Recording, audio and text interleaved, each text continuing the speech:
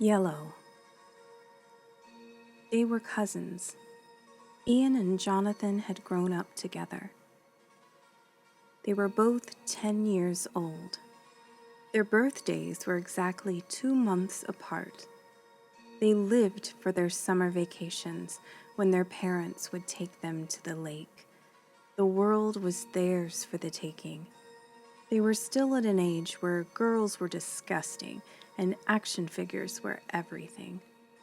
Of course they had smartphones. Their parents insisted they keep up with their peers and gave them iPhones. They never called anyone on their phones, just played games and texted each other. They thought that was what phones were for. That summer changed their knowledge of phones when the summer lake trip was abruptly canceled when their grandmother passed away suddenly one night. She was an ancient woman who they hardly saw.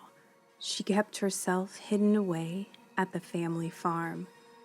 The long drive to the middle of nowhere was more than enough to drive the stir-crazy boys to madness. They had all piled in Ian's family van to take the trip together, hoping that would make the drive easier on the boys if they had each other for company. "Are we even there yet?" Jonathan whined. "Almost. It's a long drive," Ian's mother stated. "This is why we hardly ever go there. The drive is long and boring," Jonathan's mother added. The men were in the front. Ian's father was driving. Jonathan's father was in the middle of a long-winded discussion on his work woes. They finally pulled up to a winding gravel driveway that led to an eerie paint-peeled farmhouse that stood ominously in the misty fog. "Well, the house hasn't changed one bit," Ian's dad noted. Jonathan looked up at the spooky house with his mouth hanging open. He scarcely remembered his last visit here. He was just a toddling tot that was into everything. He remembered being fascinated by the ringing in the kitchen. Every now and then, a ring would trill throughout the kitchen, scaring the poor child out of his diapers. This ringing was followed by his grandma answering with a nasally, "Yello."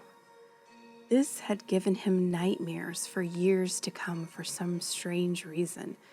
He had forgotten all about it until the moment when the van door slid open and the adults were asking them to hurry out.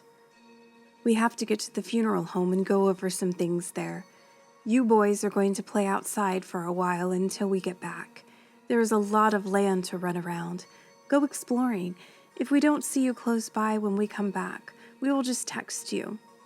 Jonathan's dad told them, and off they went. Man, I haven't seen or thought of this creepy place for years. Ian stood looking up at the massive house towering over them. "Me neither." Jonathan kicked at the gravel, trying to forget his nightmares and his sinking feeling in his stomach. "Well, let's go see what is around here," Ian said as he started in the opposite direction of the house, heading toward an open field. Just then, it began to rain. It started as a sprinkle, and then the bottom fell out. "Oh man, we are going to have to go on the porch." Ian started running to the covered porch. Jonathan reluctantly followed behind, stomping up the 3 creaky stairs that led to the long wrap-around porch. "Oh hey, look at this." Ian ran to the front door that had been kicked in. "They said the EMTs had to get the police to break in to get to Gran," Ian said as he walked into the house. I don't think we should go in without our parents, Ian," Jonathan stammered as he watched Ian get swallowed up by the creepy house. "Well, we aren't just going to wait out here while it pours the rain. Look, it's starting to come in sideways now." Ian poked his head out of the doorway and pointed at Jonathan's feet. The lower half of his pants were getting soaked with the gushing rain. "Oh, all right." Jonathan huffed and followed Ian in. They entered the mudroom and took their shoes and socks off. Jonathan's stomach growled loudly. "Oh, you must be starving. Let's go to the kitchen and see if there is anything to eat." Ian bounded in the direction he remembered it to be in. "Wait, Ian, I don't feel right about this." Jonathan's stomach dropped as he watched Ian head to the dreaded room. Whatever, it's fine. She's dead. She's not eating it.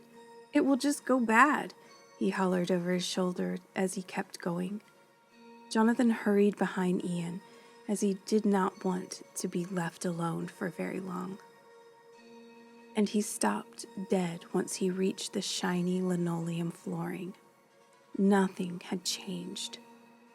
Oh, nice! She has hot dogs. I will make us some. Ian's head was stuck in the fridge. Ooh, potato salad, too. He pulled everything out and set it on the counter. Sit down. I will cook for us. Ian seemed excited to have something to do.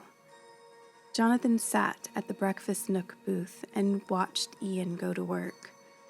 Still sensing something wasn't right, Jonathan's palms were all sweaty and he was having trouble breathing. Just then, a shrill tone rang throughout the kitchen, making both boys jump.